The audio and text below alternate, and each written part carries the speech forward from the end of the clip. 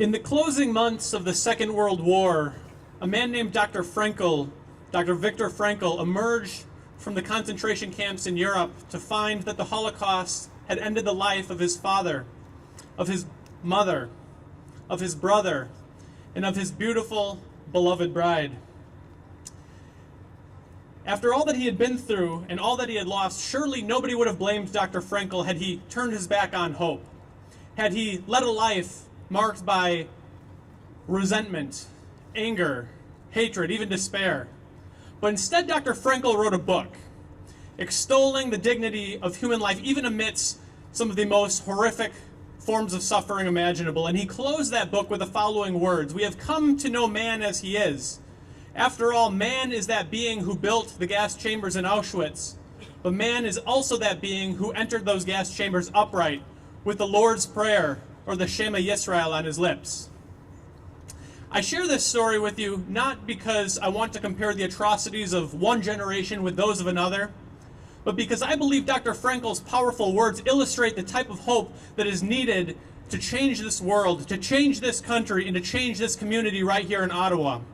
You are bringing that hope through your presence here. 70 years later, we can look around and we can say we have come to know man as he is. Man is that being who invented abortion, but man is also that being who is gathered here tonight in the darkness with nothing but a prayer on our lips, bearing the light of Christ, the light that John's gospel tells us shines in the darkness, and the darkness has not overcome it. My name is Steve Karlen. I am the Director of North American Outreach for 40 Days for Life, and I represent campaigns all across North America. Now, if you're not familiar with 40 Days for Life, we're a worldwide pro-life prayer movement that aims to end abortion through three components: prayer and fasting, community outreach, and peaceful, prayerful vigil.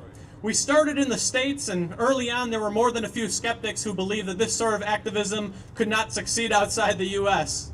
Thanks be to God, the good people of Canada have proved those skeptics wrong. The campaign thrives all across this country from coast to coast.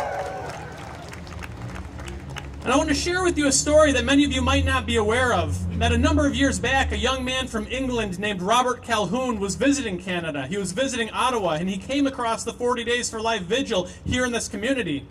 He participated in that vigil while he was out here, and he went back to England, and the idea gnawed at him that maybe he should start the first overseas 40 Days for Life campaign. And so finally, after a few months, Robert brought the 40 Days for Life campaign to England. He actually moved from the English countryside into London for the sole purpose of starting this campaign. Again, the skeptics said this sort of American-style activism would never work overseas. Robert was a little bit nervous too. In fact, he would think of every gimmick that he could imagine to try to get people to participate in his campaign. He even said, well, who knows, maybe you'll meet your future husband or wife out at the 40 Days for Life vigil. Robert and his wife, who, oh by the way, he met at 40 Days for Life, welcomed their first child into the world last month.